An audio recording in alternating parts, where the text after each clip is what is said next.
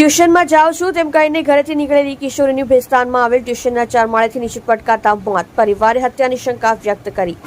સુરતના ભેસ્તાનમાં 17 વર્ષીય કિશોરી ચોથા માળેથી નીચે પટકાતા મોત નીપજ્યું હતું. 17 વર્ષીય કિશોરી જે બિલ્ડિંગના ચોથા માળેથી નીચે પટકાઈ ત્યાં 2 મહિના પહેલા ટ્યુશન ક્લાસમાં જતી હતી.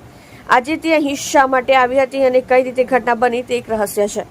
હાલ તો પોલીસે અકસ્માત મોતનો ગુનો નોંધીને આપઘાત, હત્યા કે અકસ્માતની દિશામાં વધુ તપાસ હાથ ધરવામાં આવી છે. મૂળ યુપીના વતની સંજયસિંહ પરિવાર સાથે ભેસ્તાન વિસ્તારમાં આવેલી પ્રિયંકા ગ્રીન પાર્ક સોસાયટીમાં રહે છે. પરિવારમાં પુત્રી, પત્ની, 2 પુત્રી અને 1 પુત્ર છે. સંજય કાપડની મિલમાં નોકરી કરીને પરિવારનું ગુજરાન ચલાવે છે. જે પૈકી પાયલ બીજા નંબરની પુત્રી છે, જે ધોરણ 12 બાદ કોલેજની તૈયારી કરી રહી હતી. ગતરોજ બપોરે 1:30 વાગે હું ટ્યુશન જાઉં છું તેમ કહીને દીકરી પાયલ ઘરેથી નીકળી હતી.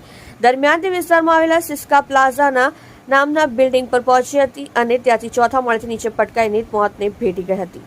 ઘટનાને અંગેની જાણ થતાં પરિવારજનો અને પોલીસ દોડી ગયા હતા. હાલ તો પોલીસ દ્વારા અકસ્માત મોતનો ગુનો નોંધીને વધુ તપાસ હાથ ધરવામાં આવી છે. આ સાથે જ અકસ્માત, આપઘાત કે હત્યાની દિશામાં હોતું તપાસ હાથ ધરવામાં આવી છે. ભેસ્તાન પીઆઈ વિક્રમ દેસાઈએ જણાવ્યું હતું કે 17 વર્ષીય કિશોરીને મૃતદેહ મળી આવ્યો હતો. હાલ સીસીટીવી અત્યારે વધુ તપાસ હાથ ધરવામાં આવી રહી છે.